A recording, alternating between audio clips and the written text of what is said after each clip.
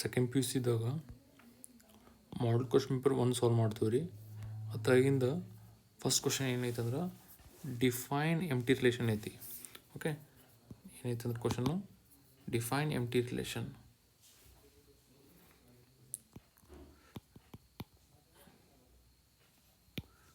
Empty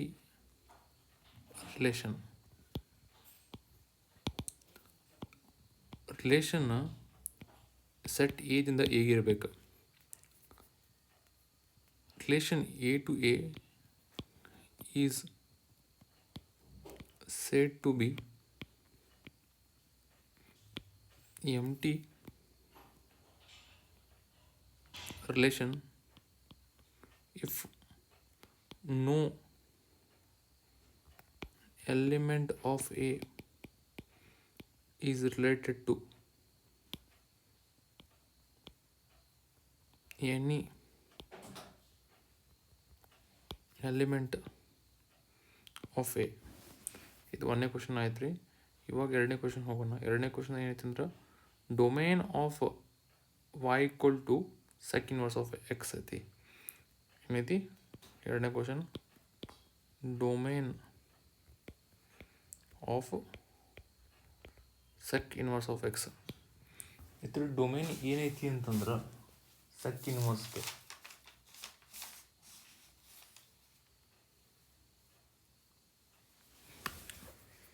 set of real numbers minus open interval 1 to 2 ಇದು domain ಆಗ್ತೈತೆ ರೀ sign sec ಇನ್ವರ್ಸ್ದ. ಇದಂತ ನೆಕ್ಸ್ಟ್ ಕ್ವಶನ್ ಏನು ಹೋಗೋಣ, ಇಲ್ಲಿ ಹೋಗೋಣ 11ನೇ ನಂಬರ್ ಕ್ವಶನ್. 11 ಕಾತೈತೆ ನೋಡ್ರಿ ಇದು.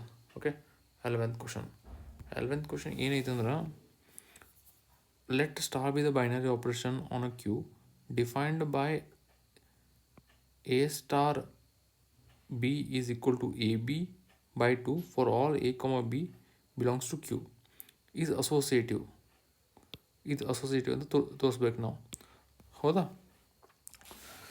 ಸರಿ ರೀ. ಅಸೋಸಿಯೇಟಿವ್ ಅಂತ ಏನಂದ್ರೆ ನೋಡೋಣ. ಸ್ಟಾರ್ ಅಸೋಸಿಯೇಟಿವ್ ಐತಿ ಅಂತ ತೋರಿಸ್ಬೇಕಾಗೈತಿ.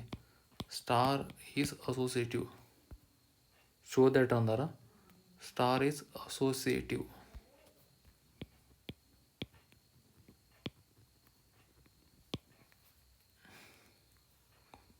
To show star is associative ನಮ್ಗೆ ಮೀನಿಂಗ್ ಗೊತ್ತಿರ್ಬೇಕು, ಡೆಫಿನೇಷನ್ ಅಸೋಸಿಯೇಟಿವ್ ಆಗ್ಬೇಕು, ಕಂಡೀಷನ್ ಗೊತ್ತಿರ್ಬೇಕು. ಓಕೆ, 3 ಎಲಿಮೆಂಟ್ ತೊಗೋಬೇಕು ರೀ ಅಸೋಸಿಯೇಟಿವ್ ಆಗ್ಬೇಕಂದ್ರೆ. 3 ಎಲಿಮೆಂಟ್ ತೊಗೋಬೇಕು. ಯಾವ ಸೆಟ್ಟಿಂದ ಅವ್ರು ಯಾವ ಸೆಟ್ ಕೊಟ್ಟಿರ್ತಾರ ಆ ಸೆಟ್ ಕ್ಯೂ ಅಂತ ಕೊಟ್ಟಾರಲ್ಲ ಅದಕ್ಕೆ a B c belongs to Q ಅಂತ ಬರ್ತದೆ. ಇದು ಏನಂತಂದ್ರೆ a star b bracket of b star c should be equal to a star b bracket of star c. ಈಗ ಬ್ರ್ಯಾಕೆಟ್ ಕೊನೆ ಎರಡು ಎಲಿಮೆಂಟಿಗೆ ಹಾಕಿ ಕ್ಯಾಲ್ಕುಲೇಷನ್ ಮಾಡಿದ್ರೆ ಈಕ್ವಲ್ ಆಗಿರ್ಬೇಕು. ಎದಕ್ಕೆ ಈಕ್ವಲ್ ಆಗಿರ್ಬೇಕಂದ್ರೆ ಫಸ್ಟ್ ಎರಡಕ್ಕೂ ಹಾಕಿ ಆಮೇಲೆ ಸಿ ಆಪ್ರೇಟ್ ಮಾಡಿದಾಗ ಇದ್ರ ಬೆಲೆ ಸೇಮ್ ಇರ್ಬೇಕು ನೋಡ್ರಿ. ಸರಿ, ಇವಾಗ ಅವ್ನು ಏನು ಡಿಫೈನ್ ಮಾಡ್ಯಾನ ನೋಡ್ಬಿಡೋಣ. ಹೆಂಗೆ ಡಿಫೈನ್ ಮಾಡ್ಯಾನಂತ. ಏನು ಡಿಫೈನ್ ಮಾಡ್ಯಾನಂದ್ರೆ A star B is equal to A B by 2 ಕೊಟ್ಟ ನಾವು ಹಿಂಗೆ. ಓಕೆ, ನಾವು ಇದಕ್ಕೆ ಅಪ್ಲೈ ಮಾಡೋಣ. ಫಸ್ಟ್ ಈ ಬ್ರ್ಯಾಕೆಟ್ದಾಗ ಐತಲ್ಲ ಇನ್ನು ಅದಕ್ಕೆ ಅದು ಏನಾಗ್ತೈತೆ ಅಂದ್ರೆ A star B C by 2 ಆಗ್ತೈತಿ. ಓಕೆ, ಇದೇನಾಗ್ತೈತಿ ಎ ಬಿ ಬೈ 2 ಆಗ್ತೈತಿ. ಓಕೆ, ಈ ಸ್ಟಾರ್ ಸಿ ಹಂಗೆ ಇರಲಿ, ಈ ಕಡೆ ಸ್ಟಾರ್ ಎ ಸ್ಟಾರ್ ಹಂಗೆ ಇರಲಿ. ಓಕೆ, ಈಗ ಇದೇನು ಲಾ ಐತಲ್ಲ ಇದು ಅದನ್ನ ಎ ಮತ್ತು ಇವೆರಡಕ್ಕೂ ಅಪ್ಲೈ ಮಾಡೋಣ. ಅದೇನಾಗ್ತಂದ್ರೆ A into B C by 2 whole divide by 2 ಆಗ್ತೈತಿ. ಇದು A B by 2 into C whole divide by 2 ಆಗ್ತೈತಿ. ಇದು ಹೆಂಗೆ ಬರೀಬೋದು ಅಂತಂದ್ರೆ ಇದನ್ನ A B C by 2 into 1 divide by 2 ಹಿಂಗೆ ಬರ್ಕೋಬೋದು ರೀ. ಓಕೆ, ಇದು ಹಿಂಗೆ ಬರ್ತೈತಿ. ಇದು ಒಂದು ಲಾ ಐತ್ರಿ. ಅದು ಯಾವ ಲಾ ಐತೆ ಅಂದ್ರೆ ಅದು ಹೇಳ್ತೀನಿ ನೋಡ್ರಿ ಯಾವ ಲಾ ಅಂತ.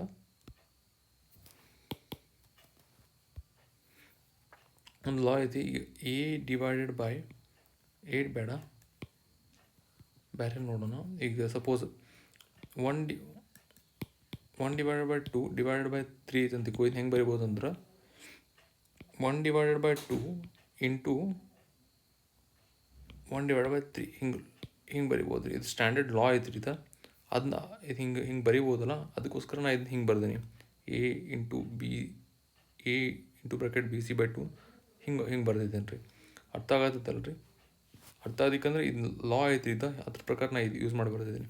ಹಂಗೆ ಸೇಮ್ ವೇದಾಗ ಇದನ್ನ ಹೆಂಗೆ ಬರಿಬೋದಾ, A B by 2 into 1 divided by 2 ಹಿಂಗೆ ಬರಿಬೋದು ರೀ.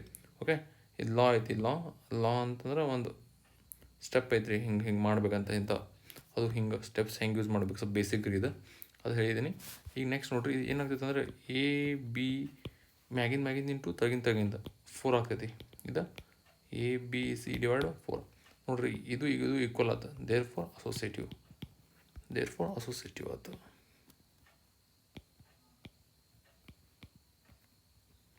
ಓಕೆ, ಅಸೋಸಿಯೇಟಿವ್ ಆಗಂತಲೇ ನೆಕ್ಸ್ಟ್ ಬರೋದು 12ನೇ ಕ್ವಶನ್.